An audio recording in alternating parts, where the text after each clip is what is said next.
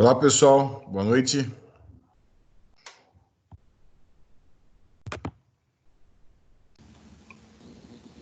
Boa noite.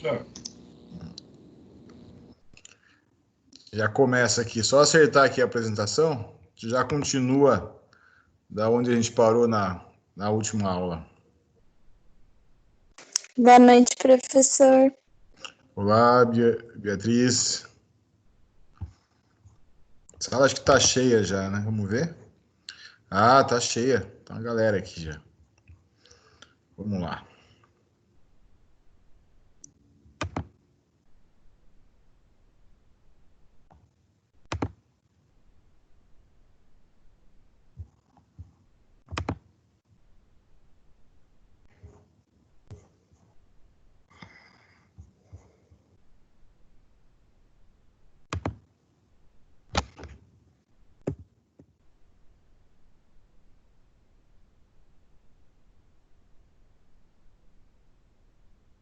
Ok.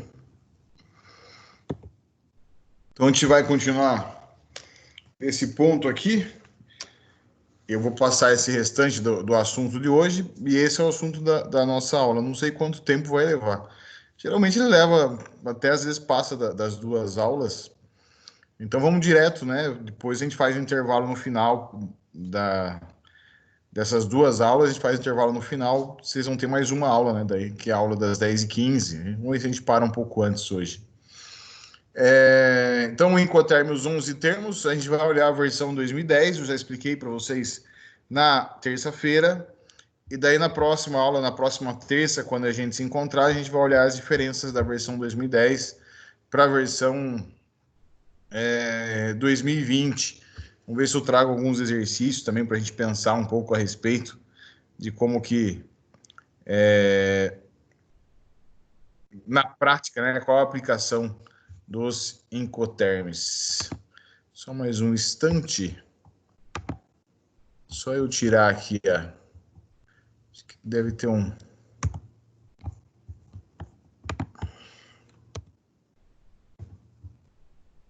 Isso. Tem um WhatsApp ligado aqui, ele fica fazendo esse barulho na tela de vocês, é ruim. Não tem mais agora. Professor, posso fazer um adendo da aula passada que a gente estava falando? Claro. Sobre aqueles procedimentos de fazer no cartório, ata notarial, tudo. Certo? Hoje saiu no Conselho Nacional de Justiça que eles vão até aceitar em processos atas notariais eletrônicas. Então não precisa nem no cartório mandar impresso mais. Agora basta um documento PDF do cartório e já vai ser aceito. Entendi. Você pode ser um pouco mais específica o que é uma ata notarial? Porque eu acho que a maioria da galera não tem isso claro ainda aqui. Então, a ata notarial é assim: você precisa de uma prova para um processo. Por exemplo, eu só tenho print do meu celular do que aconteceu. Eu só tenho a minha conversa do WhatsApp, só tenho a minha conversa do Facebook. Nada garante para um juiz que você não adulterou aquilo, que você não excluiu mensagem, ou que você adicionou uma mensagem depois. Aí, Sim. quando você tem uma situação dessas, que é uma prova, mas é uma prova que a gente chama de... é uma prova fraca. Ela não tem um conteúdo muito forte como prova. O que você pode fazer para melhorar e para dar uma validade para essa prova? Você vai até o cartório e fala que você quer fazer uma ata notarial do que está escrito ali, ou até uma testemunha. Você tem uma testemunha que ela falou assim: eu não vou na frente do juiz falar nada, mas eu vou no cartório e falo para você tudo que eu sei. Aí você leva essa testemunha, ou leva esse celular, leva esse computador, alguma coisa, no cartório, e aí você pede uma ata notarial.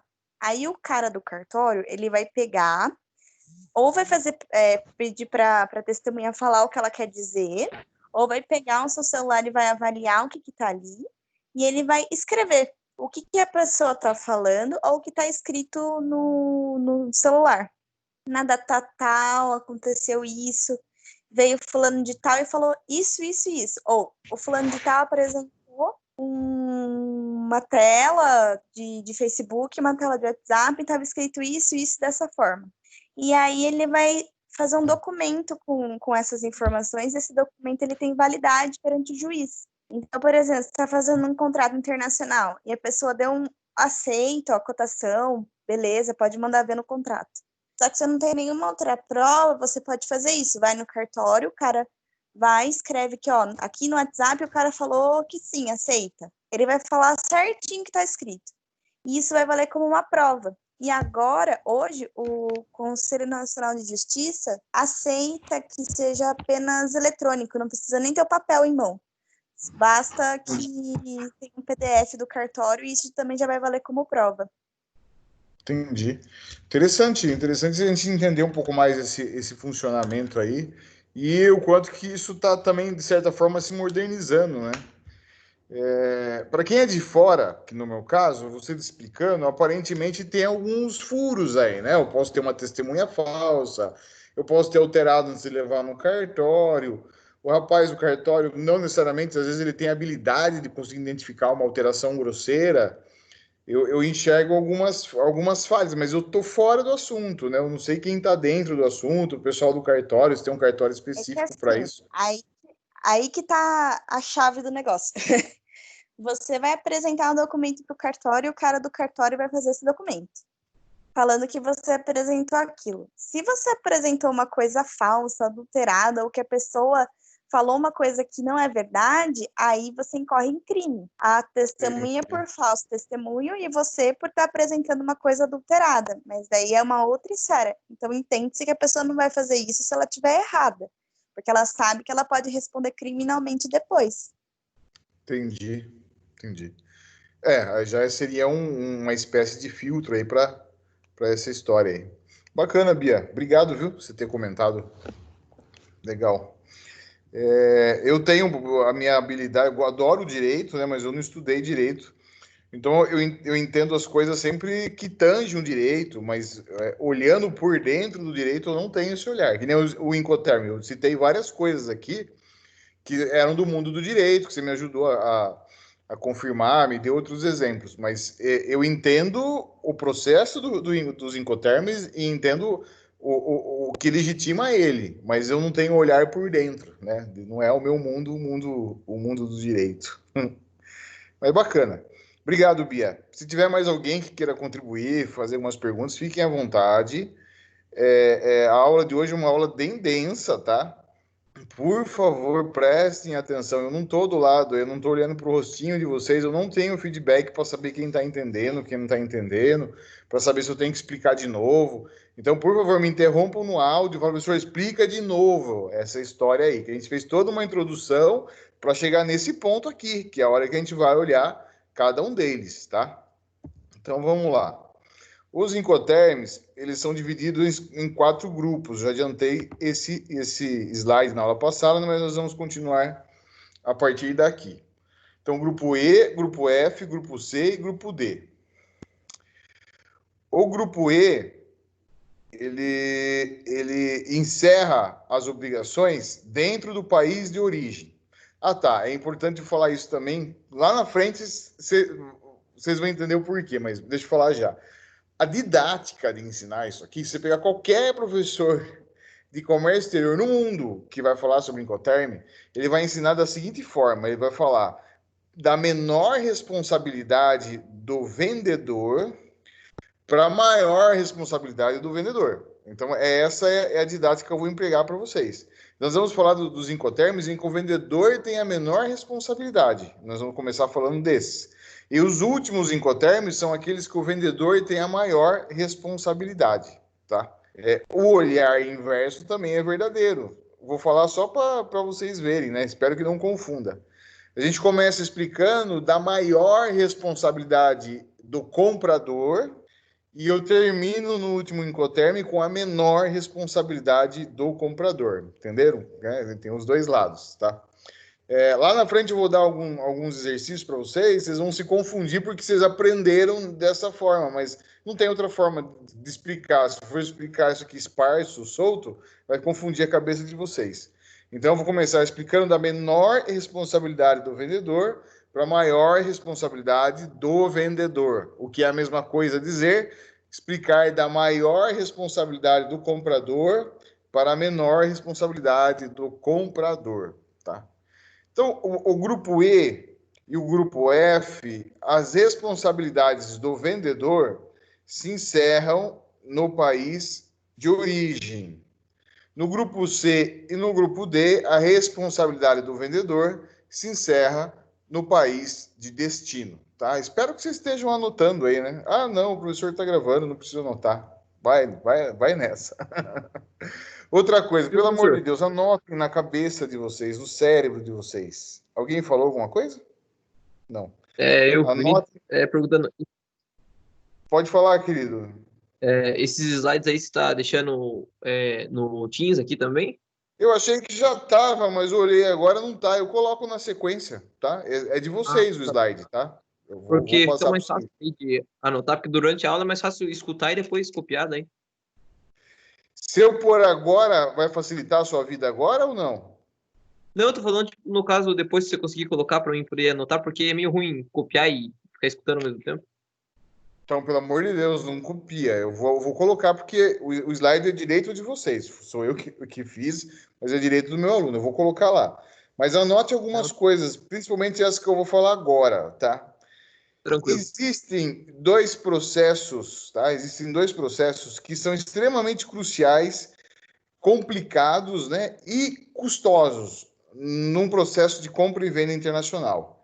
Existe a autorização para a mercadoria sair do país de origem, que se chama despacho aduaneiro de exportação.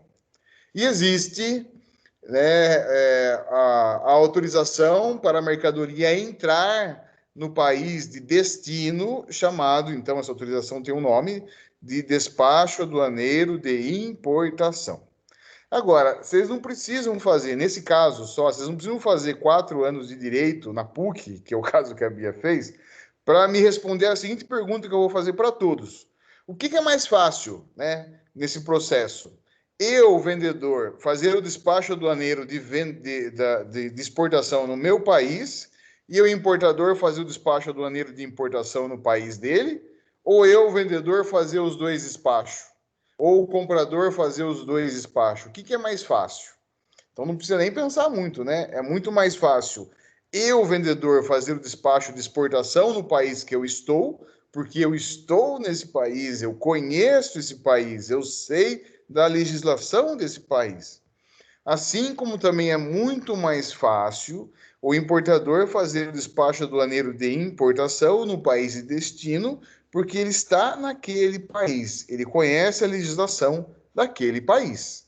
Então, partindo desse pressuposto, dos 11 Incoterms, 9 tem essa regra geral. Qual regra geral, professor? Essa que eu acabei de falar.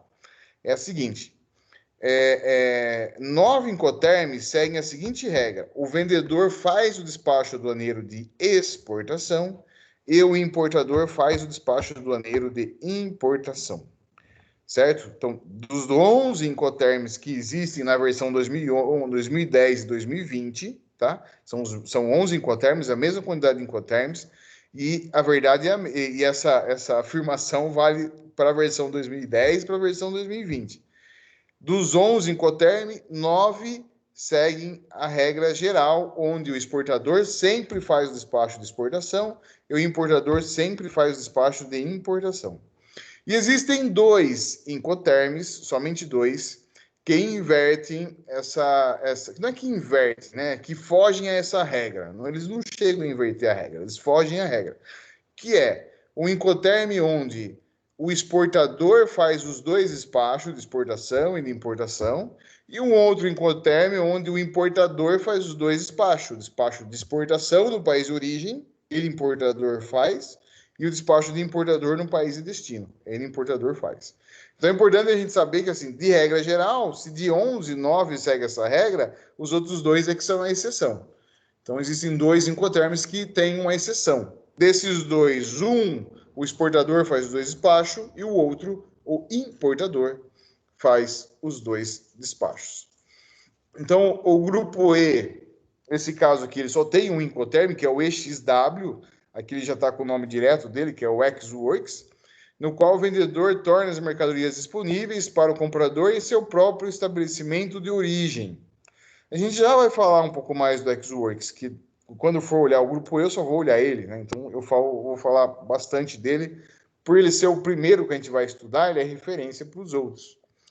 Daí o grupo F, eu tenho o FCA, o FAS, o FOB, né, o famosão FOB, no qual o vendedor entrega as mercadorias a um transportador designado pelo comprador. Mas que transportador que é esse? É o transportador internacional. Até eu vou mexer. Bom, então esse transportador aqui, ó, que ele se refere, é o transportador internacional. Então uma carga que está em Itapetininga, eu vou levar para o aeroporto de Guarulhos, né? O transporte interno, eu levo, né, eu arco com o transporte interno até o aeroporto de Guarulhos. Chegando no aeroporto de Guarulhos, eu entrego para quem? Para o transportador internacional, para a companhia aérea que vai fazer lá, a Lufthansa, vai fazer lá o transporte internacional, né, o transporte aéreo internacional dessa mercadoria.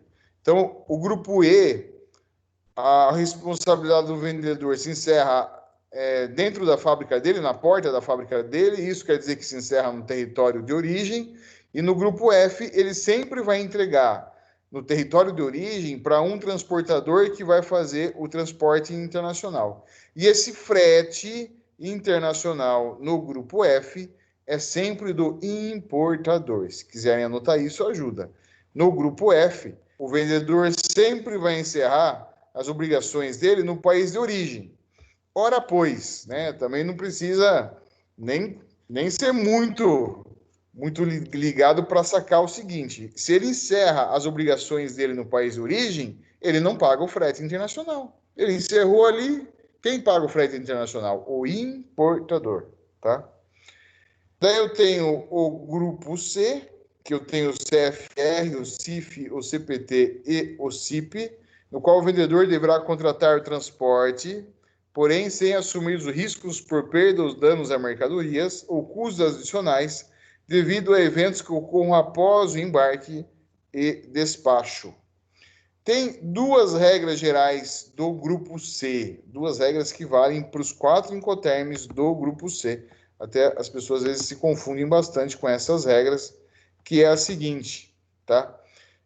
No grupo C, o vendedor sempre paga o frete internacional, certo? No grupo C, o vendedor sempre paga o frete internacional. Isso quer dizer que as obrigações, então, do vendedor, quando ele negocia uma mercadoria em um incoterm no grupo C, é implícito que o vendedor irá pagar o frete internacional, o principal frete, né? O frete de país a país, né? Isso aí vai ficar por conta dele. E a outra regra geral do grupo C é que sempre o risco será transferido no momento de embarque no país de origem. Então, eu embarco a mercadoria, vamos de novo, lá em Guarulhos, eu vendi, por exemplo, CFR não pode, eu vendi, por exemplo, CPT, tá? CPT, que é aéreo, né? Ao embarcar a minha mercadoria no avião, eu paguei o frete internacional, porém, eu transfiro o risco para o importador. Isso quer dizer o quê, professor? Isso quer dizer que se acontecer alguma coisa com a mercadoria, o risco já era do importador. Embora isso, aparentemente, ele prejudique o importador, o resultado é justamente o inverso. Quando eu transfiro o risco para o importador, de certa forma, eu protejo ele na operação. Professor, você está me confundindo. Não estou. Quando eu transfiro o risco para o importador, basicamente, né, isso também é uma compreensão do mundo da logística, no transporte internacional, você não faz sem o seguro da carga, certo? Não existe transporte internacional sem o seguro da carga. Pelo menos essa é a concepção geral, né? Não vale a pena correr o risco, visto que o seguro não é tão caro assim. O seguro não vai inviabilizar a minha comercialização. Então, por que eu vou deixar de contratar um seguro, tá? Então, colocando esse novo item na história, quando eu transfiro o risco para o comprador no momento do embarque no país de origem, se der algum sinistro com a carga, né? Se der algum problema com a carga, se amassar a carga, se perder a carga, se roubarem a carga, se a carga explodir junto com o avião, sei lá o que acontecer com a carga. Quem vai receber o valor do seguro é o importador, porque o risco já estava com ele. Então, perceberam como ele, quando eu transfiro o risco para o importador, de certa forma eu protejo ele, né? E não simplesmente prejudico ele. Muito pelo contrário, há uma proteção, porque se o risco estava com ele, obrigatoriamente foi feito um seguro. Quem vai receber o valor do seguro é o importador. E a gente vai entender, ao que olhar o grupo C, que isso faz todo o sentido, tá? Grupo D, que o D eu já falei na aula passada, é de delivery, tá? Mas se vocês quiserem, para facilitar na cabeça de vocês, né? Lembre também que o grupo D, a palavra é de destino. E no grupo D, a obrigação do vendedor também sempre se encerra no país de destino. Só que ele não transfere o risco. Ele faz todo o transporte logístico até os pontos, né? Daí o DAP é um lugar, o DAT é outro lugar, e o DDP tem outras características. Mas daí o vendedor sempre cuida de todo o processo logístico, paga todo o frete internacional e não transfere o risco. Se algo acontecer com a carga, quem irá receber primeiramente o valor do seguro é o vendedor, tá?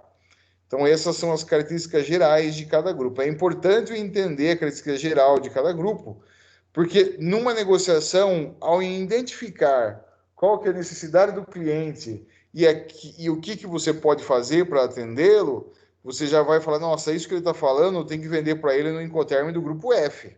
Vai dar certinho o Incoterm do grupo F. Só preciso decidir qual. Se é FCA ou se é FOB, né? Depende se ele vai querer marítimo ou aéreo. Então, essa é a importância dos grupos. Começou a entender os grupos, você passa a entender Incoterm por Incoterm. Na sequência, aquela outra apresentação que eu passei na aula passada, em que eu tenho aqui alguns Incoterms que são multimodais e outros Incoterms que são apenas para os modais. Eu falo marítimo porque é o que cabe na nossa história aqui, mas na realidade são os modais aquaviários, né? Então também valeriam para os transportes, além dos marítimos, temos também o transporte fluvial, né? Por rios, e o transporte lacustre, tá? Quem aí vai me dizer o transporte lacustre é por onde? Se o marítimo é por mar, o fluvial é por rio, o lacustre é por onde? Tcharam. Quem vai abrir o áudio para me falar? Transporte lacustre é por onde? Feito por meios fluviais também, professor? Parabéns, mas quais meios fluviais? Aí você pegou bonito. Canoa, sei lá, professor. Exatamente, é por lago, né? Então, é que lago? Se vocês pegarem o norte dos Estados Unidos, na divisa com o Canadá, você tem grandes lagos. E é normal, são aqueles lagos do norte dos Estados Unidos com o Canadá, eles são muito usados para transporte de carga. Então, o transporte lacustre é por grandes lagos, né? Existe sim essa... Ali, se eu não me engano, professor, acho que naqueles canais que tem ali, falam que é para pesca, se não me engano, de peixes, essas coisas que eles falam para exportar, alguma coisa assim. Mas não que eles pescam no lago, não é isso que você está falando. Você está falando de transportar não, peixe... no caso, aonde eles transportam. Pode ser, eu acho que o Canadá produz bastante peixe, acho, não tenho certeza. Sim. Daí para os Estados Unidos. Tem lógica que você está falando. Então, quando eu falo desses Incoterms, o FAS, o FOB, o CFR, o CIF, que eles são exclusivamente marítimos, eles são exclusivamente, eu vou falar o termo correto que vale para todos, aquaviários, né? Qual que é o modal? O modal aquaviário. Então, vale para qualquer um, para o marítimo, para o fluvial e para o lacustre, tá? Mas eu posso também falar individualmente, né? Marítimo, fluvial, lacustre. No geral, como não tem como se comparar, né, o volume de comércio marítimo com o fluvial e com o lacustre, a gente usa marítimo como sinônimo de todos, né? Como sinônimo de aquaviário. Mas os termos corretos são: aquaviário quer dizer todos os transportes por meio de água, marítimo por mar, fluvial por rios e lacustre por lagos, tá? A principal diferença, né, que eu passei para vocês é assim: como a maioria do comércio mundial é feita nos grandes lagos, né, perdão, é feita via marítimo, pelos mares, então eu penso que eles têm alguns incoterms em separado por conta de razões estatísticas, tá? Então, esses 4 incoterms é só quando o transporte internacional for somente o marítimo. Mas é comum acontecer, tá? Então, o FOB é muito usado, o CIF é muito usado, quando o transporte internacional for somente o transporte marítimo. E os outros, os de cima, né, os que estão em vermelhinho e os que estão em verde, ambos são para os outros tipos de transporte, seja ele rodoviário, seja ele ferroviário, né? Também eu posso colocar o rodoviário e o ferroviário dentro de uma mesma categoria, que seriam os transportes terrestres, né? Mas a gente costuma dividir aí nesse caso. Então, o rodoviário, o ferroviário e também temos o transporte aéreo. Então, esses outros incoterms valem para qualquer um desses outros modais de transporte, qualquer um desses outros modais de transporte. Ou se eu tiver um conjunto de transportes, então parte do trajeto internacional é marítimo e outra parte do trajeto internacional é rodoviário, muito comum, né? Então, daí eu não usaria um exclusivamente marítimo, eu usaria um desses outros que são dos outros modais ou multimodais, tá bom? Bom, chegamos então aqui ao primeiro incoterm que a gente vai analisar essa noite, é o ex-works. Se vocês olharem lá em cima, está lá utilizado para qualquer modal, está lá as figurinhas dos modais que ele valem. Vamos olhar esse figurinha aí que vocês estão vendo o naviozinho e tudo mais, as fabriquinhas, né? Vamos olhar junto aqui para a gente entender, porque ela vai mudando de incoterm para incoterm, mas é sutil a mudança. É sempre a mesma figura, porque na verdade o que vai mudando é essa parte de baixo aí, né? Então, ó, as pastinhas dizem respeito à parte administrativa de documentos. O aviãozinho pegando fogo aí nesse negócio vermelho, ele diz respeito ao risco. E o cifrão aí nesse negócio azul diz respeito ao custo, tá? Se vocês olharem, tem aí na parte de cima desse desenho, onde estão os naviozinhos, tem esses quadradinhos amarelos, que tá na legenda lá, né? Bem no centro do desenho, em cima, tá um amarelinho igual a carga, tá? E aí eu consigo enxergar a carga ao lado da fábrica, a carga dentro do caminhão, a carga no terminal, a carga passando a alfândega, a carga sendo carregada no navio, a carga dentro do navio. Espero que todos estejam vendo a carga amarelinha aí. A carga dentro do navio no país de destino, a carga descarregando no navio, a carga antes de passar pela aduana do país de destino, a carga já despachada no armazém, a carga dentro do caminhão e a carga na porta da fábrica do importador. Então é isso que a gente está lendo aí nessa historinha, nesse desenhinho aí, que já é bem antigo, já essa forma aqui de didática do Comex, tá? Não foi eu que fiz o desenho, tá, pessoal? Peguei, porque tem um monte de apresentação dessa forma. Essa aqui eu achei que me servia bastante à época. Então, o ex-works.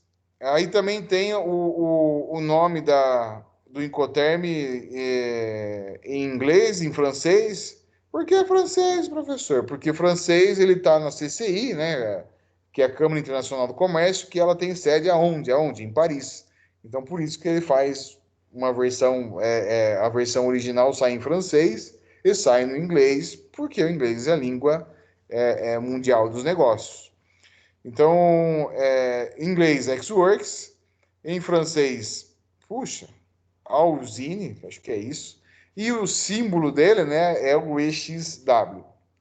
Então, o vendedor limita-se a colocar mercadoria à disposição do comprador no local de origem convencionado nos prazos estabelecidos. Então, o vendedor coloca a mercadoria à disposição do comprador, aonde ele combinou, geralmente na porta da fábrica dele, mas ele pode colocar na porta do armazém dele, né? Ele pode colocar ao lado da plantação dele, tem essa possibilidade. O vendedor não se responsabiliza pelo embarque da mercadoria ou pelo desembaraço para exportação.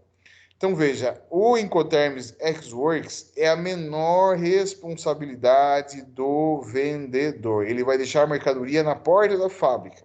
Ele não se responsabiliza nem para carregar a mercadoria no caminhão do importador que foi retirar. Isso já não é responsabilidade dele. E também ele não se responsabiliza pelo desembaraço. Lembram dos 11 Incoterm? Que 2 fogem à regra geral? O Ex-Works é um dos 2 que foge à regra geral. Então, no Ex-Works, é o único Incoterm, o Ex-Works é o único Incoterm em que o vendedor não faz o despacho aduaneiro de exportação. Ele não faz o despacho aduaneiro de exportação. O comprador assume todos os custos e riscos envolvidos no transporte da mercadoria do local de origem ao de destino. Então, o comprador vai ter que cuidar de todo o processo logístico. Ele vai ter que contratar quem vai buscar carga. Ele vai ter que contratar quem vai fazer a liberação da carga na aduana. Ele vai ter que contratar quem é que vai carregar o navio dele. Ele vai ter que contratar a empresa que vai transportar a carga no navio dela. Ele vai ter que cuidar de todos os contratos até chegar no país de destino. Ele também vai ter que fazer o despacho de importação no país de destino e cuidar de todo o resto. O comprador assume todos os custos e riscos envolvidos no transporte da mercadoria do local de origem ao de destino. O termo ex é sempre seguido da indicação do local de origem da entrega da mercadoria. Exemplo, né? Ex-warehouse, que é ao lado do armazém, o ex-factory, que é ao lado da fábrica, o ex-mine, que é ao lado de uma mina, né? O ex-plantation, que é ao lado de uma plantação. Esse ex-plantation, eu sempre imagino aquelas pilhas de eucalipto, né? Aquelas plantações de eucalipto, quando tem a colheita do eucalipto, fica tudo devastado, né? Aquele terrão vermelho, porque arrancou o eucalipto, não nasce nada embaixo do eucalipto. E daí eles fazem aquelas pilhas gigantescas das madeiras de eucalipto, né? Então eu imagino sempre isso nas minhas, quando eu falo de Ex-Works Ex-Plantation, vai um caminhão daqueles que carregam aquelas toras, né? Já carrega ali e já leva para ser exportado. Então eu sempre faço, né, esse Ex-Plantation, sempre na minha mente, pelo menos, sempre vem essa figura, né, de exemplo. Imagine do lado, né, de uma plantação de eucalipto, aquelas pilhas imensas de eucalipto. Os caminhões carregam ali. Então, ali encerra a obrigação do vendedor. Ele só deixou o eucalipto ali para o comprador vir lá buscar e ele que vai cuidar de todo o resto. Tá? Então, esse é o Ex-Works. Professor, então esse é o melhor para eu vender? Não. Como que esse vai ser o melhor para você vender? Numa negociação, você tem que entender o que é melhor para você e o que é melhor para o seu cliente. Né? Então, não é o que é melhor você vender no Ex-Works, você precisa se preocupar com nada. Essa ideia é furada, porque muito provavelmente se você falar eu só vendo Ex-Works, você vai achar 0 compradores. Tá? Se você falar eu só vendo Ex-Works que eu não quero me preocupar com nada, você vai achar 0 compradores. As coisas não funcionam dessa forma. Mas vamos dizer que você está vendendo para uma multinacional. E essa multinacional tem sede em vários países, ela conhece um funcionamento aqui no Brasil, por exemplo, tá? Não é que é assim que acontece de fato aqui no Brasil. Aqui no Brasil tem uma nuance de um pouquinho diferente, mas não é importante agora. Mas, por exemplo, daí uma multinacional fala, não se preocupe com nada, eu sou um multinacional, já conheço tudo, eu busco na porta da sua fábrica. Para mim, você pode vender Ex-Works, tá? Então, dependendo da negociação, pode acontecer que para o importador seja o melhor um Ex-Works, para o importador. Agora, o exportador não pode olhar só para o umbigo dele, falar, eu só vendo Ex-Works porque é o mais fácil. Não. Você vai vender no Incoterm que você negociar com o seu cliente. E é o melhor, obviamente, numa negociação você busca a melhor solução para os dois lados. A característica, então, do Xworks é essa, a menor responsabilidade do vendedor. Olhando o desenho de novo, vocês veem aí que a pastinha, ela está logo do lado da fábrica ali, a linha da pastinha, você pode ver que sobe uma linha ao lado dessa pastinha verde, que é a mesma linha ao lado do aviãozinho, a mesma linha ao lado do sifãozinho, que termina na fábrica. Isso quer dizer o quê? A fábrica tem que deixar a documentação em ordem para o importador. O risco da fábrica é se acontecer algum acidente dentro da fábrica, né? Pegou fogo nas toras, né? Incendiou a plantação de eucalipto. O risco, nesse caso, é do exportador, né? O importador não foi lá ainda pegar os eucaliptos, né? Está dentro da empresa dele. E o custo também, basicamente, ele se limita só ao custo de produção, né? A questão aqui do Xworks, tá bom? Então, esse é o primeiro Incoterm. Ele é importante porque ele é referência para a gente entender os demais. Aqui é onde o exportador tem a menor responsabilidade. E daí a gente vai para o Incoterm FCA. Quem está anotando pode até anotar o seguinte, o FCA é o Incoterm mais versátil dentre os 11. Ele serve para um monte de coisa. É um Incoterm muito versátil. Alguns especialistas acham que ele devia até ser dividido, porque ele abrange bastante coisa. Então, o título dele é bem simples, né? Free Carrier. Significa livre no transportador. E, basicamente, o vendedor tem que levar a mercadoria até o transportador que vai fazer o transporte internacional. O transportador pode estar no porto? Pode. Embora o FCA seja multimodal, se o transporte principal não for só o marítimo, tiver um marítimo e uma parte rodoviária, ainda em áreas internacionais, eu poderia usar o FCA porque é mais de um transporte. Se o transporte fosse só marítimo, não era aconselhável usar o FCA. Ele seria FOB, muito provavelmente. Mas o FCA pode ser no porto. O FCA pode ser no aeroporto? Pode, ele é multimodal. Então ele embarca avião também. Eu levo até o aeroporto, vamos mudar de aeroporto, vamos para Viracopos aqui em Campinas. Levo até o aeroporto de Viracopos em Campinas. Lá eu entrego, em vez da Lufthansa, vamos dizer que você entrega para a Latam. Lá eu entrego para a Latam e essa empresa vai fazer o transporte aéreo internacional, tá? Então aí é FCA, livre no transportador. Pode ser que você combine com a pessoa que está comprando de você, você fala, viu, eu vou levar aqui em Sorocaba, eu vou levar até ali o Porto Seco, tá? A mercadoria já fica lá, você já pode até despachar para exportação lá, né? E já fica à disposição do transportador ali, naquele ponto, né? Aqui no Porto Seco, aqui em Sorocaba. Você pode levar até a fronteira, e na fronteira você passar para alguém que vai levar até o país de destino, então ele também pode ser rodoviário. E pode também, presta atenção, pessoal, pode também, no FCA, o comprador vir buscar a mercadoria na porta da fábrica. Também pode isso no FCA. Também é possível o comprador vir buscar a mercadoria na porta da fábrica. Ah, professor, mas aí é igual ao Xworks? Não. Tem um ponto muito importante que é diferente do Xworks para o FCA. O FCA segue a regra geral dos despachos, diferente do Xworks que foge à regra. Então, no FCA, se o importador vir buscar a mercadoria na porta da fábrica, ele vai cuidar de todo o processo logístico, mas por obrigação o exportador tem que fazer o despacho aduaneiro de exportação no FCA. Então, no FCA, eu tenho a possibilidade de levar no aeroporto, de levar no porto, de levar até o terminal do trem, de levar até a fronteira, e também tem a possibilidade do importador vir buscar na porta da minha fábrica. Independente do qual lugar que eu deixe, no FCA, eu sempre vou fazer o despacho aduaneiro de exportação. Tá bom? Então, essa é a principal diferença entre o Xworks. O Xworks por obrigação, sempre retira na porta da fábrica ou em alguma outra dependência do exportador, na plantação, na mina, não importa, mas é uma dependência do exportador.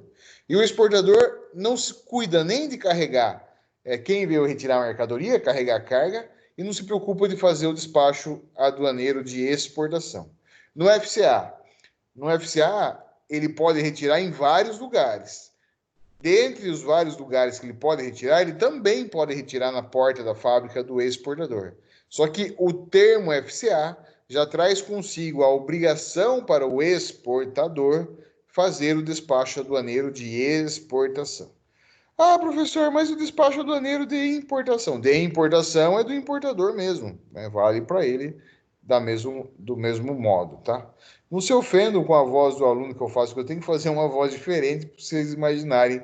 Eu sei o tipo de pergunta que geralmente surge e eu sei o que fica na cabecinha de vocês. Eu já dei essa aula várias vezes, né? Então, eu faço a vez de vocês, mas pelo amor de Deus, surgiu alguma dúvida, não entendeu, me chama no áudio aqui, pergunta e a gente conversa. Pode participar, tá? Vou ler aqui. Então, o vendedor entrega as mercadorias ao transportador designado pelo comprador, no local nomeado. O local escolhido de entrega possui impacto nas obrigações de embarque e desembarque das mercadorias naquele local. Caso a entrega ocorra na propriedade do vendedor, este é responsável pelo embarque. Olha lá, é uma outra diferença do Ex-Works. Se o importador vir buscar a mercadoria nas dependências do exportador, no FCA o exportador tem que carregar a mercadoria. Faz parte do FCA. Mas, se a entrega ocorrer em qualquer outro lugar, o vendedor não é responsável pelo desembarque. Ah, não. Você vai ter que levar a mercadoria mesmo para mim, vai ter que levar para Viracopos mesmo. Vamos embarcar aqui em Campinas, sem problema. Só que vendeu o FCA, o vendedor leva a mercadoria até Campinas, chegando lá, quem vai cuidar do desembarque dessa mercadoria, da movimentação dessa mercadoria no desembarque, já é por custo do importador, entendeu? Já é por custo do importador. Então, esse é o FCA, ele é o mais, repetindo, ele é o mais versátil de todos os Incoterms. Ele serve para vários pontos, né, de saída de mercadoria no país. Eu posso usar o Incoterm FCA, e ele é muito usado já. Chegamos no FAS, saímos então do FCA, que é do grupo F, e que eu falei para vocês que é um dos Incoterms mais versáteis, para o Incoterm pouco usado, né? A maioria dos especialistas apostavam que ele ia deixar de existir na revisão 2020, inclusive eu era um dos que mais apostava que ele deixaria de existir, né? Quase escrevemos um artigo com um aluno a respeito desse assunto do FAS, mas eis que saiu a versão 2020 e ele está lá, firme e forte. Nem mudar de nome mudou. Continua o mesmo, tá? Ele tem um nome muito bonito, que é o Free Alongside Ship, né? Que nada mais é que livre ao lado do navio, né? Alguns autores traduzem como livre ao costar do navio. Eu acho bonito, né? Livre ao lado. Free Alongside Ship. Então, você, vendedor, é obrigado a levar a mercadoria até dentro do porto, mas você não arca com as despesas de carregamento do navio, entendeu? Porque essa despesa é uma despesa que dá para separar. Tudo nesse mundo tem custo, nada de graça, nada. Então, você pegar uma carga que já está no porto e colocá-la dentro do navio, tem um custo para fazer isso, né? Você cota lá os terminais que estão lá operando em Santos e que fazem isso para você. Então, isso é negociado com os terminais. Tem um preço para você colocar a mercadoria dentro do navio e tem toda uma lógica, não é tão fácil assim, né? Vamos pensar na mercadoria que está dentro de um container, que são aquelas caixas quadradonas de metal. Você tem um custo do guindaste para movimentar isso, do transtainer, do portainer, né? O transtainer é quem movimenta dentro do navio, o portainer é quem coloca dentro do navio. Então, esse custo também é algo que é negociado. Se eu, vendedor, quero me livrar desse custo e o comprador aceita ficar com ele, e o transporte é marítimo, eu vou vender FAS, porque o custo do carregamento não fica comigo, vendedor, tá? Mas o mais comum acontecer é que dentro da rede do comércio exterior, da rede logística, tem muitas empresas, cada um faz um pedacinho. Então você tem o Porto de Santos, mas o Porto de Santos, quem opera lá, as empresas que trabalham com carregamento e descarregamento dos navios que estão lá, não é uma empresa só, muito menos uma empresa do Estado. Elas são empresas privadas que concorreram por licitação para estar lá. Estando lá, ela cobra o serviço dela. E o serviço dela, o que é? Carregar e descarregar o navio, tá?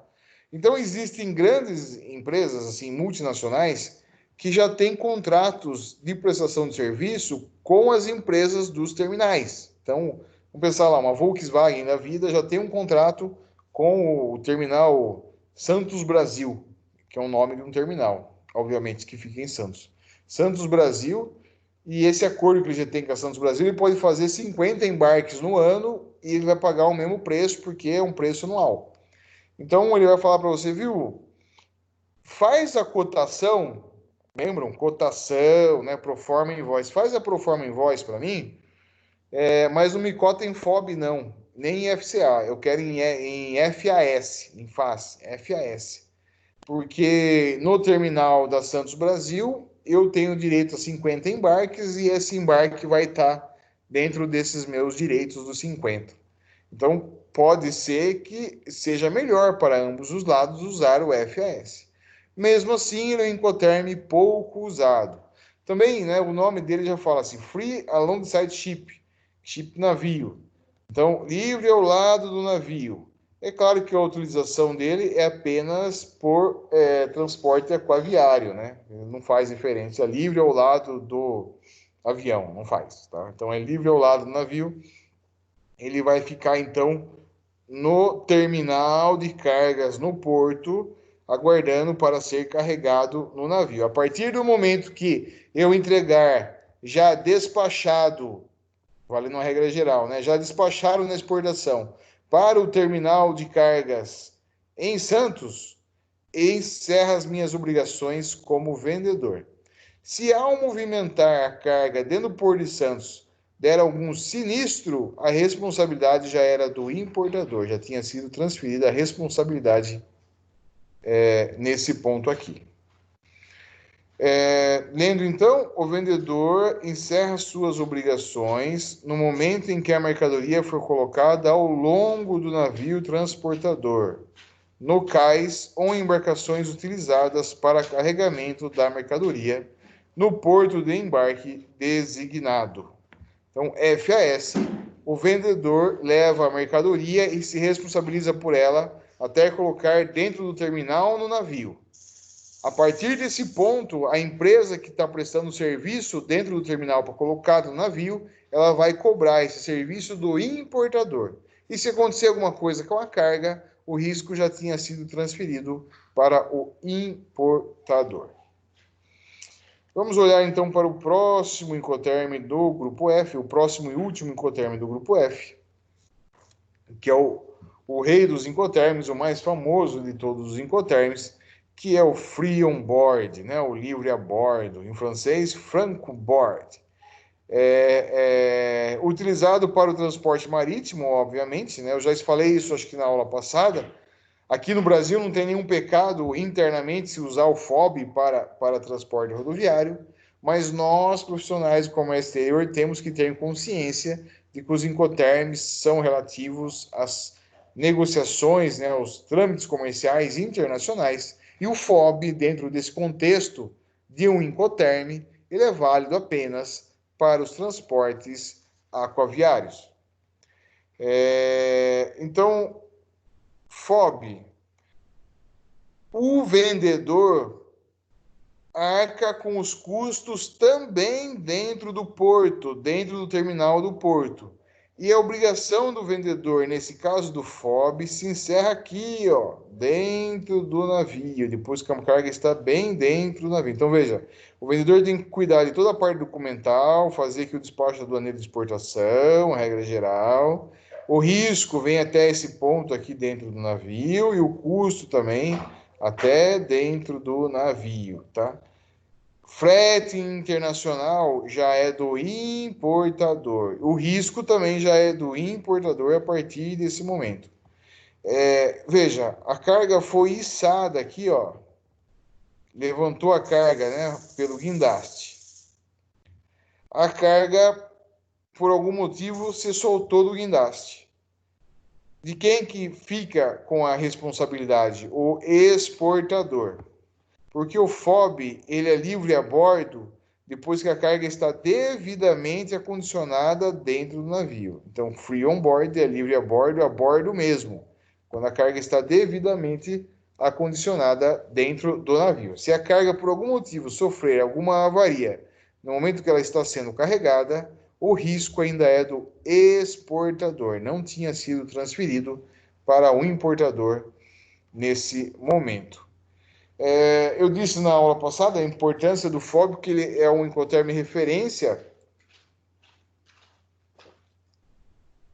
Ele é um Incoterm referência para as estatísticas brasileiras de exportação.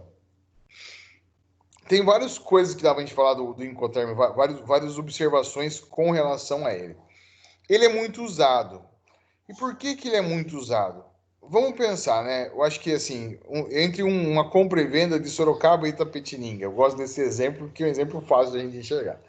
Se a gente fosse pensar que a gente deveria dividir a responsabilidade exatamente ao meio, muito provavelmente eu teria que falar pro vendedor de Sorocaba levar a carga até a Capela do Alto, na Raposo Tavares, e o comprador em Itapetininga e buscar a carga em Capela do Alto também, em Raposo Tavares, que seria exatamente o meio do caminho, né? São 75 quilômetros, 35 quilômetros de Sorocaba vai dar Capela do Alto, 35 quilômetros de Itapetininga em direção a Sorocaba vai dar Capela do Alto. Então, esse seria algo realmente justo, né? Ambos os lados arcando com a metade do caminho logístico, né, para a entrega daquela carga. Em se tratando de comércio internacional e em se tratando do principal modal utilizado no comércio internacional, aonde que é o meio do caminho no Oceano Atlântico, por exemplo? Fica um pouco mais difícil. Aonde que é o meio do caminho? São as ilhas, sei lá, as Canárias? Não dá para saber. Aonde que é o meio do caminho? Não tem. Então, basicamente, o meio do caminho vai ser aqui, ó, no momento do embarque do marítimo ou no momento do desembarque do marítimo. Por isso que são dois incoterms muito usados, né? Aqui de um lado o FOB e do outro lado o CIF. Porque o vendedor não vai arcar com o transporte internacional e o outro, o comprador, que não vai arcar com o transporte internacional. Então, no FOB, o vendedor carrega a mercadoria dentro do navio e a partir do momento que a mercadoria está devidamente condicionada dentro do navio, ele transfere o risco e o custo para o importador. E é o importador que vai pagar o frete internacional. Por isso que ele é bastante usado, o FOB. Ele tem uma lógica de ser. Diferente do que o importador tem que se preocupar com todo o transporte dentro do país de origem. Se for ex-work, se preocupar com a aduana, nada disso. O FOB já foi resolvido o problema no país de origem. A carga já está no navio, já vai embora. Então, a partir desse ponto, que eu posso enxergar como mais ou menos o meio do caminho, o importador já assume aqui o risco e o custo do transporte. Aí sim, né? Do transporte marítimo, do descarregamento, tudo do importador. De passar pela aduana, importador, de sair do armazém, de levar até a fábrica, tudo isso é do importador. Tá? Então, esse é o nosso FOB. Pessoal, só um minutinho, deixa eu ver que horas são, 9h25. Já quase uma hora que eu estou falando sem parar. Deixa eu tomar um fôlego, vou tomar uma água, a gente já continua. É 30 segundos.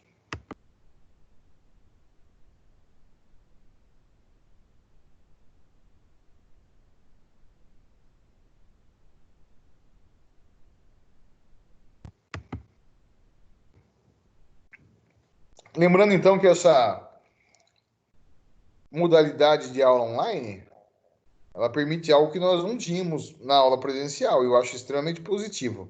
Porque eu sei que esse assunto é denso, então é possível que vocês assistam essa aula novamente depois, e isso é bem legal, né? Não precisa ser amanhã, mas pode ser daqui a alguns dias você assistir de novo essa aula aqui. Daí dá para pular os pedaços, que vocês ficam de saco cheio com o professor, pulam uns pedacinhos, e fica só com a parte que realmente interessa, né? Que a gente está discutindo cada incoterm aqui. É importante. Eu sei que é denso, às vezes parece que vocês não vão pegar tudo de uma vez só, mas a partir do momento que você começa a compreender, que nem dirigir, pessoal. Quem já dirige sabe, né? Você olha aquela monte de coisa, aí o volante, o câmbio, os pedais, aquele pedal da embreagem, parece que você nunca vai entender aquele negócio. Mas em algum momento aquilo é tão fácil e tão lógico e tão simples para você, e assim será também na sua compreensão com os incoterms. Vamos então para o próximo incoterms, vamos entrar agora na classe C. E o primeiro incoterm que aparece aqui na classe C é o CFR, custo e frete. Em inglês está aí, cost and freight, em francês está aí. Regra geral do grupo C, lembram da regra geral? Já falei lá atrás dos grupos, vamos recordar. A regra geral do grupo C são 2. O vendedor sempre paga o frete internacional. E o vendedor sempre transfere o risco no embarque, no país de origem. Tá? Então, essa é a característica do grupo C. Esse CFR aí, ele é exclusivamente marítimo também. Então, ele é custo e frete exclusivamente marítimo.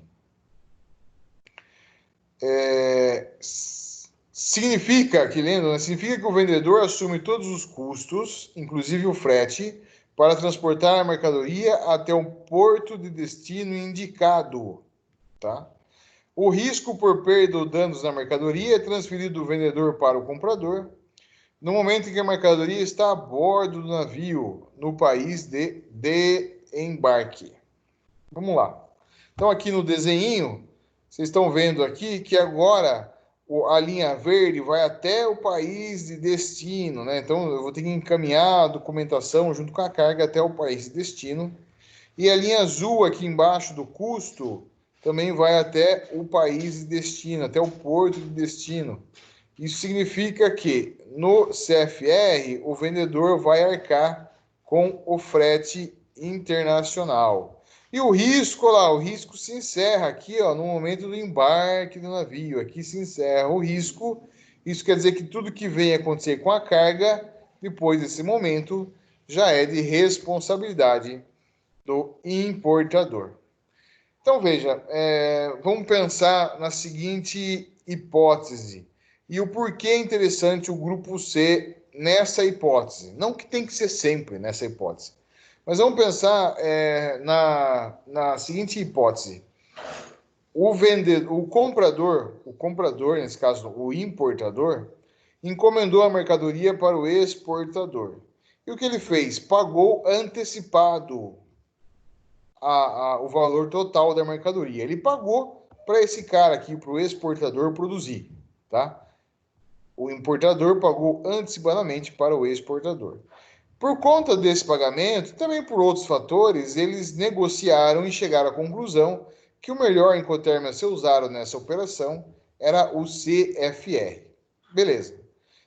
O vendedor ainda deu um adendo. Ele falou, cara, eu tenho uma empresa que eu fecho seguro anual para vários embarques. Então, eu já tenho basicamente o seguro pago. Eu fecho lá um valor anual que vale para 20 embarques. Então, fique tranquilo, eu importo bastante e a minha seguradora já cobre, tá? Então, beleza. Lembrando que ele pagou antecipado.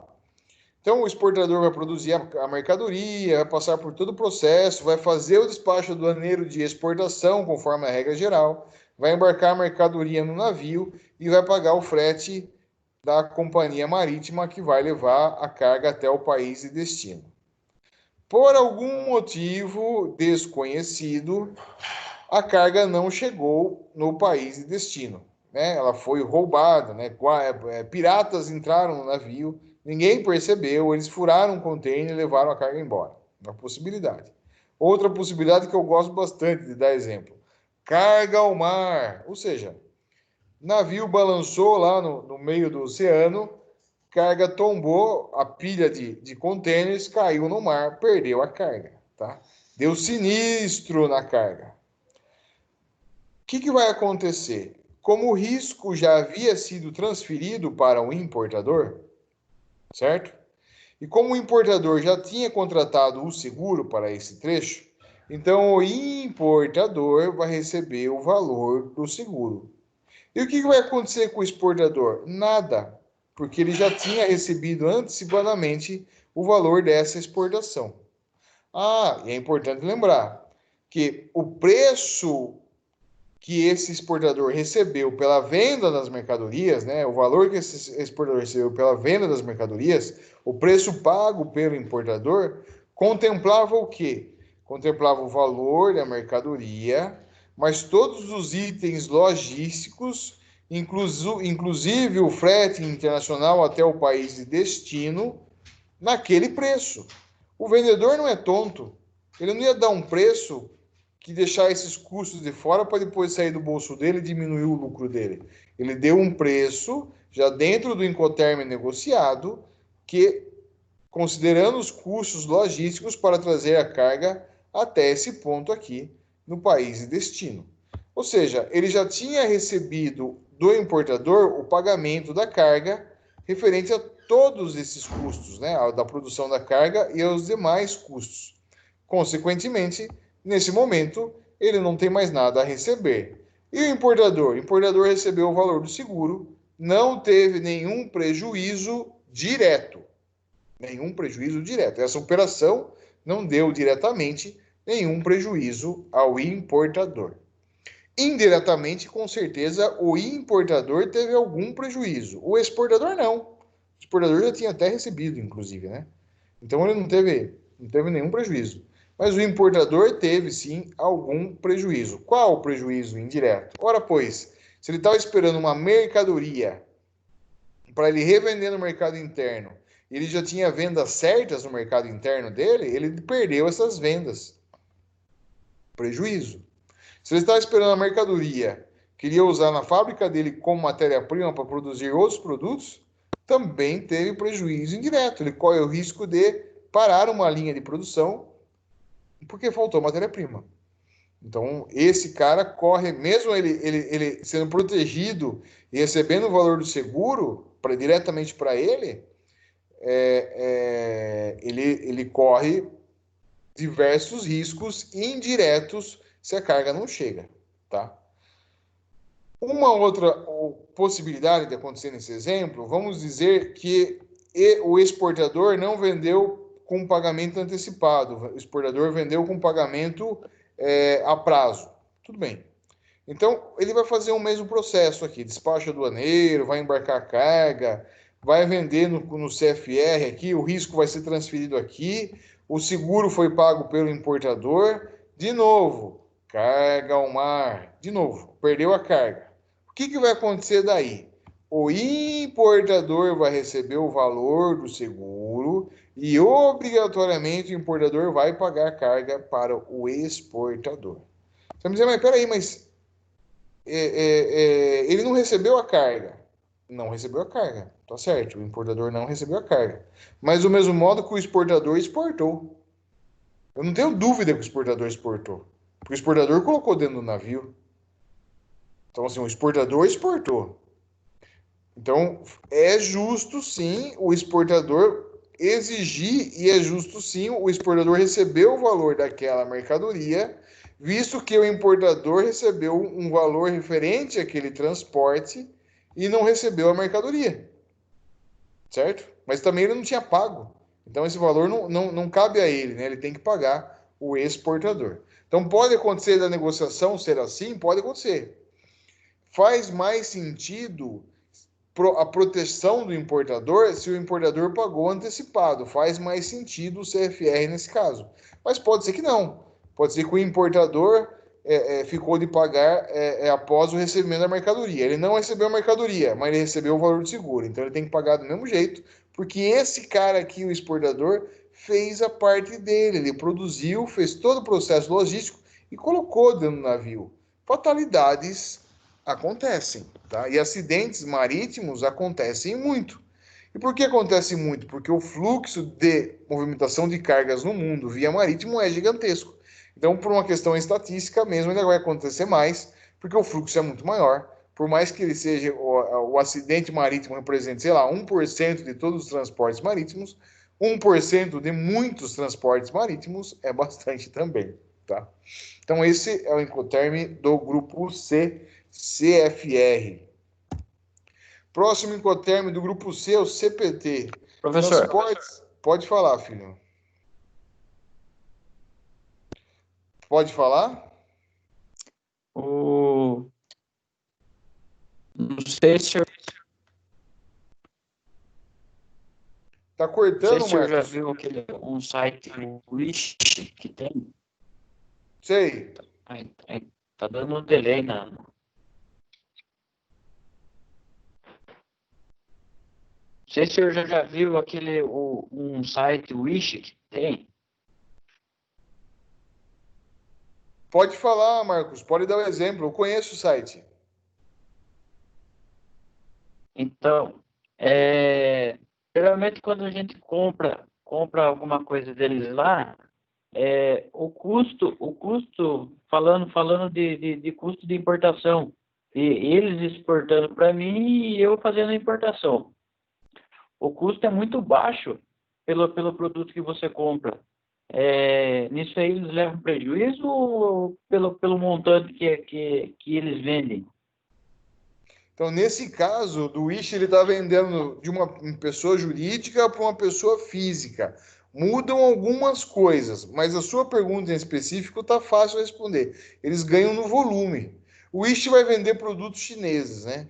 Então, na China, esses produtos acabam sendo muito baratinhos para serem produzidos, né? Só tem indústria naquele país lá.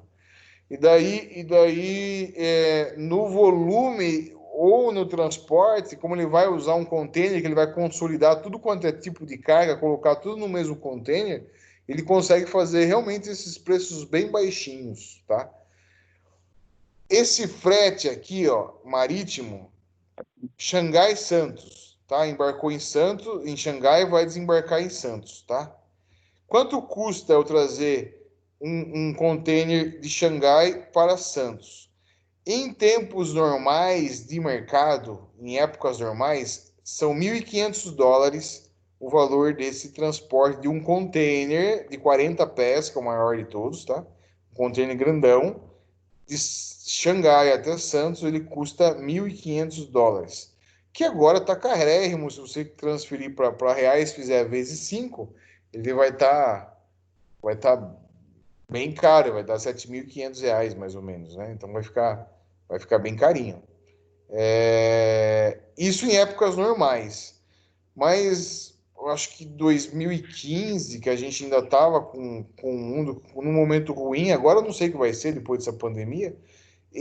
O Brasil estava ruim, né? Em 2014, 2015, 2016, 2017 começou a melhorar, agora também não sei que lugar que a gente está situado. Mas em 2015 a gente estava bem ruim. Então, em 2015, esse frete de Xangai até Santos chegou a custar US$ 50. Então, fretes também variam o valor aqui conforme o momento da economia mundial, né? Então, em tempos normais, ele custa US$ 1.500. Se você lotar de carga, compensa, não é caro. Em dólares não é caro. Mas ele já chegou a custar só US$ 50, né? Então, o navio vir vazio, ele vendeu um container para você pôr no navio dele, né? Vendeu espaço para você pôr um container no navio dele. Por US$ 50, ele prefere que você lhe pague US$ 50 do que ele fazer a rota vazio. Então, Marcos, só te respondendo, nesse caso, eles ganham no volume. Por isso, tá bom? Mais alguma coisa, pessoal? Ok, obrigado. Obrigado, Marco. Vamos dar sequência aqui no próximo, então. Então, vocês pegaram que é o CFR, né? É o custo e frete. Por que chama custo e frete?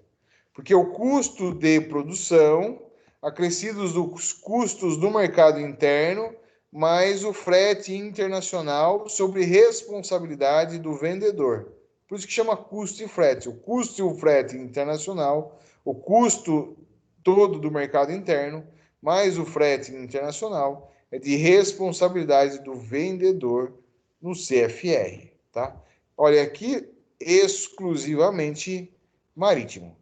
Quando eu olho para o próximo Incoterm, é o CPT, e ele é multimodal. E ele significa transporte pago até, carriage paid to, então é transporte pago para, ou até, né? Transporte pago até. Ele é muito parecido com o CFR, muito parecido com o anterior. Eu até resumo um pouco mais a minha explicação, porque ele é muito parecido com o anterior.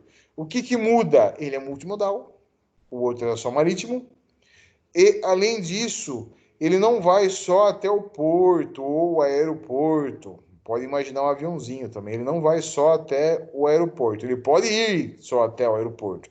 Mas ele também pode levar até um outro ponto, né, no local de destino. Até um outro ponto. Vamos ler aqui. O vendedor deve entregar as mercadorias desembaraçadas para exportação ao transportador designado por ele, mas, além disso, o vendedor deve pagar o custo do transporte necessário para levar as mercadorias ao destino nomeado, sendo que todos os riscos e outros riscos que ocorram depois da entrega da mercadoria é de responsabilidade do comprador.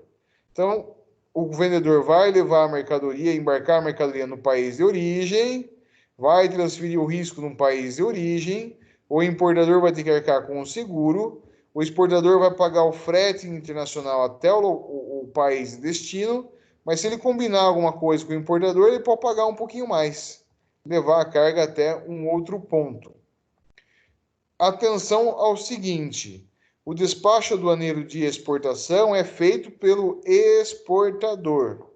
Porém, mesmo ele, no CPT, tá? Mesmo ele levando a carga até um outro ponto dentro do país de destino, pagando o frete aqui para levar essa carga até esse outro ponto, o despacho aduaneiro de importação é feito pelo importador. No CPT, segue a regra geral. Por mais que ele pague o transporte, o exportador pague o transporte nesse momento, que ele fica no armazém até ele ser liberado, tudo isso o exportador paga, não tem problema. E depois ele paga para levar um pouco mais adiante, também não tem problema. A única coisa é que o despacho aduaneiro de importação é feito pelo importador no CPT. No caso de transportes subsequentes usados para transporte até o destino, o risco transfere-se quando a mercadoria tenha sido entregue ao primeiro transportador. É esse caso aqui. Então, eu entrego para o primeiro transportador, vamos dizer que ele é marítimo mesmo, né? Entrego para o primeiro transportador. Deixa eu pôr minha bateria para carregar. Pronto.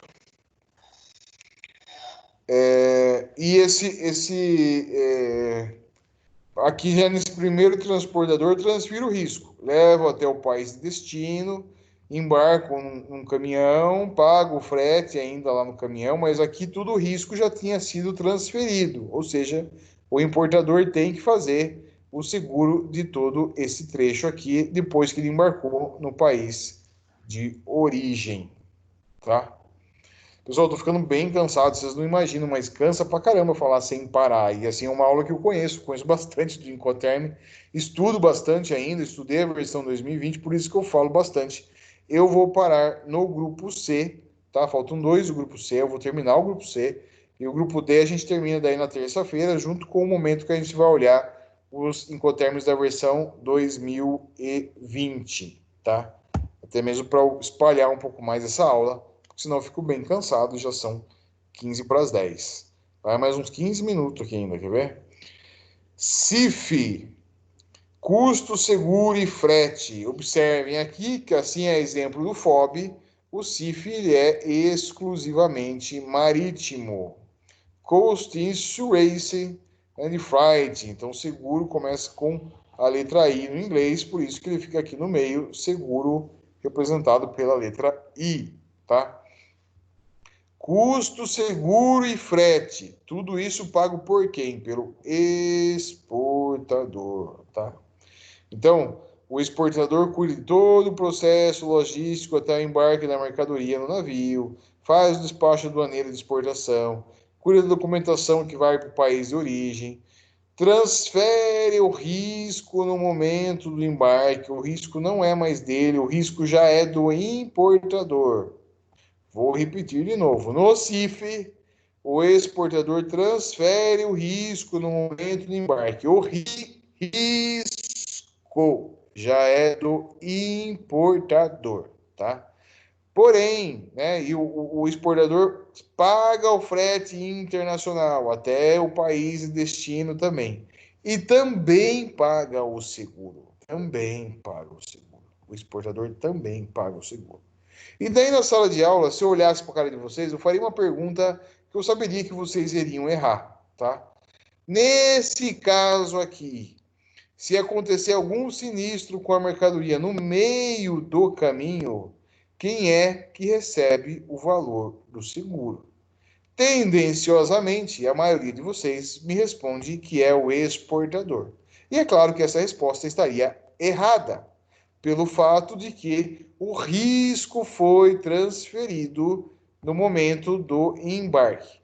E daí, é claro que vocês estão pensando, ao saber disso, alguns de vocês, né, podem falar, não, mas não é justo, não é lógico, né, não tem cabimento. Tem sim, tá? Tem bastante cabimento. Porque, para começar, o preço da mercadoria varia de acordo com a quantidade de itens que o vendedor tem que arcar. Então, se o vendedor tem o custo de produção, mais o custo do transporte no mercado interno, mais o custo do despacho, mais o custo do embarque, tudo isso ele vai pôr no preço CIF, por isso que chama Incoterm CIF. Mais o custo do transporte internacional, vai para o preço. Mais o seguro, o quanto ele pagou do seguro, vai para o preço. O vendedor teve que gerenciar a contratação do seguro. Isso aqui é custoso e é trabalhoso, né? Ele teve que gerenciar a contratação do seguro. Mas o valor do seguro ele colocou no preço que ele fez a cotação para o cliente dele, certo?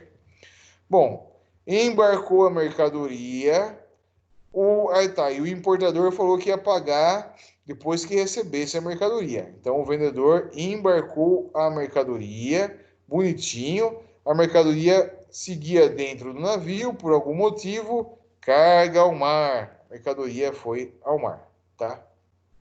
Muito bem. Deu sinistro, o risco era de quem? Do importador. Veja, quando o vendedor faz o seguro nesse momento aqui, e ele sabe que ele vai transferir o risco, ele pulou um, né? Aqui, ó, voltamos para o CIF. E ele sabe que ele vai transferir o risco, né? Ele faz o seguro nesse ponto, ele sabe que vai transferir o risco. O seguro que ele faz, ele coloca como beneficiário o importador. Não importa se é ele que gerenciou o contrato, se é ele que pagou o contrato. Não importa. Importa o que ele registrou naquele contrato. Ele registrou que se acontecesse alguma coisa com a carga, quem ia receber o valor do seguro era o importador, porque o risco já estava com o importador. Então, assim, o preço de tudo isso aqui já está no preço final da mercadoria CIF, que vai ser entregue no país de destino, no porto de destino. Voltando, então. Carga ao mar. O que vai acontecer? O importador vai receber o valor do seguro e vai obrigatoriamente cumprir o contrato de pagar o fornecedor, visto que o fornecedor fez tudo certo. Ele embarcou a carga. Se por algum motivo houve um acidente natural no meio do oceano em que a carga balançou dentro do navio e caiu dentro do mar, não é culpa desse cara, né? Não é culpa dele, ele fez tudo certo. Então, o importador recebe o valor do seguro e é obrigado a cumprir o pagamento da fatura comercial emitida pelo exportador, pois o exportador, de fato, exportou. O importador não recebeu a carga porque houve um acidente no meio do caminho, mas o exportador, de fato, exportou. Então, o vendedor tem as mesmas obrigações que no CFR, e, adicionalmente, a obrigação de contratar o seguro marítimo contra riscos de perdas e danos durante o transporte. Vejam o segundo parágrafo aí. O vendedor contrata o seguro e paga o prêmio seguro. O comprador deve observar que o termo CIF, o vendedor somente é obrigado a contratar o seguro com cobertura mínima. Então, quando você fecha o termo CIF, você sabe, se você estiver no lado do importador, que o vendedor vai pagar o frete e vai pagar o seguro. Qual o seguro? O seguro com cobertura mínima. Agora, no comércio exterior, em se tratando de seguro, é um assunto que eu não domino. O seguro no comércio exterior eu preciso até estudar mais. Ele é um assunto amplo, não é um assunto bobinho, não. Eu não tenho todo o conhecimento, tenho algum conhecimento sobre seguros, né? Mas o seguro com cobertura mínima, vamos imaginar os tipos de sinistro que podem ocorrer no transporte internacional de contêiner. Então, a carga pode ser avariada dentro do container por uma mal movimentação do container? Pode. Então, o seguro cobre. Pode acontecer algum acidente de naufrágio, o navio pode. O seguro cobre. Pode acontecer da carga cair no mar, o navio não necessariamente precisa naufragar, mas pode cair no mar a carga? Pode. O seguro cobre. Que mais? Pode ter um furacão e tombar um navio? Pode. O seguro cobre. Outro muito comum. Pode pegar fogo no navio? Pode. O seguro cobre? Então, peraí, essa cobertura mínima não é tão mínima assim. Não, a cobertura mínima ela é para acidentes ou sinistros, que é o termo correto, que são mais comuns e mais convencionais e todos aqueles que vocês imaginarem, tá? Então, ele é obrigado a contratar um seguro cobertura mínima, mas cobertura mínima já cobre todos esses sinistros imagináveis. Professor, então o que é uma cobertura adicional? A cobertura adicional são para cargas específicas. Vamos a um exemplo bem fácil de entender. Cargas refrigeradas. Algumas cargas precisam ser refrigeradas. Se você for exportar laranja in natura, por exemplo, né, você vai ter que exportar ela num container refrigerado. O nome desse container no mercado, né, dos operadores logísticos, eles chamam de container reefer. Já sabe, né? Refrigerado, container reefer.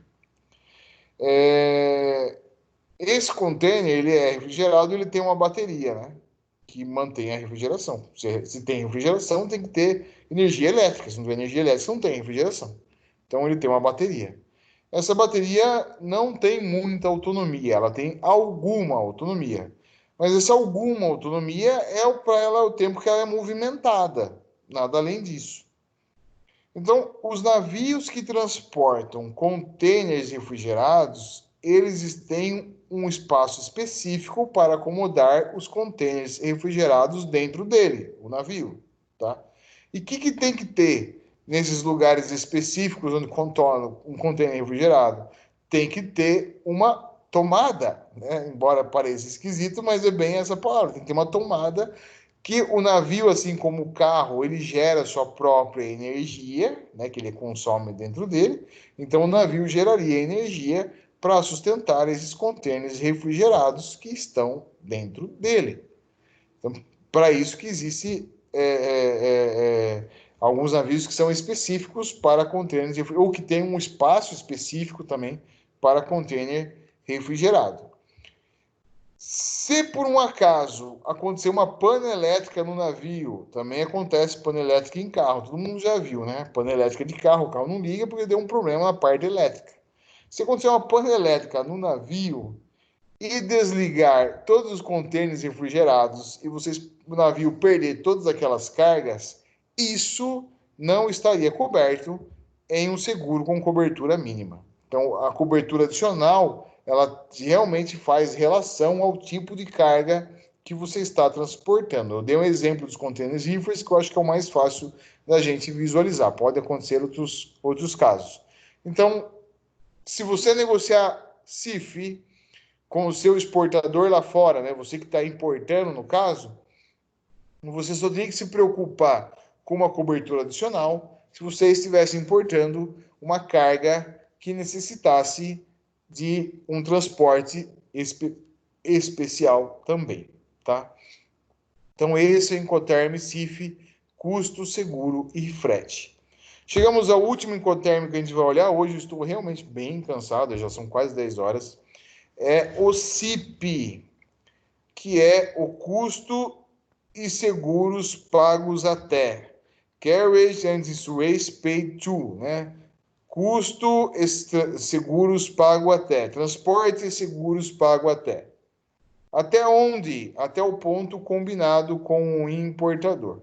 Para resumir, o CIP, ele é uma mistura, né, do CPT, que é multimodal, com o CIF.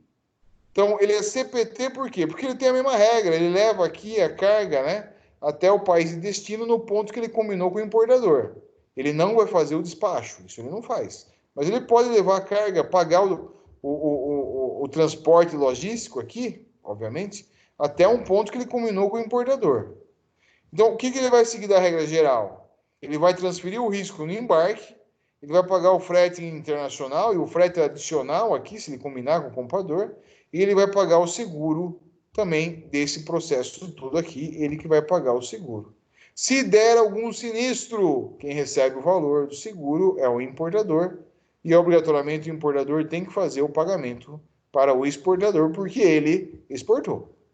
Então, o vendedor deve entregar as mercadorias desembaraçadas para exportação ao transportador designado por ele, mas, além disto, o vendedor deve pagar o custo do transporte necessário para levar as mercadorias ao destino nomeado, sendo que todos os riscos e outros riscos que ocorram depois da entrega da mercadoria é de responsabilidade do comprador. No caso de transportes subsequentes usados para o transporte ao destino, o risco transfere-se quando as mercadorias tenham sido entregues ao primeiro transportador. Também vale aquela regra aqui, embora ela não está escrita, que o vendedor no CIP é obrigado a contratar um seguro com coberturas mínimas, que não são tão mínimas.